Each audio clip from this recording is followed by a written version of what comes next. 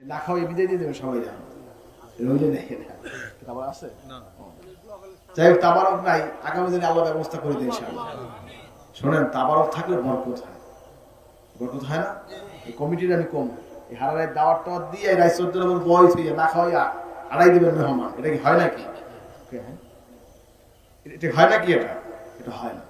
এজন্য কম হোক, লাগলে সবজি দিয়ে খিচুড়ি দেন, গোস্ত দরকার নেই, তবু একটু ব্যবস্থা থাকা দরকার আছে ইনশাআল্লাহ। আছে কি নাই খেয়াল রাখা, এই জমি গুলোতে দায়িত্বশীল আছেন, এই তালিমদাতা সভাপতি সেক্রেটারি এগুলি করবেন। শোনেন ইসালে সব নাম দিয়েছেন, এই খাবারে কিন্তু সব হয়, হয় কি হয় না? আপনি একজন মেহমানদারি করবেন, এই যে খাওয়াইছেন বিশাল সওয়াব, একজনে 1 গ্লাস পানি খাওয়াইছেন বিরাট সওয়াব, সুবহানাল্লাহ। এজন্য করবেন, এটা আমাদের নিয়ম, এটা আমাদের বৈশিষ্ট্য।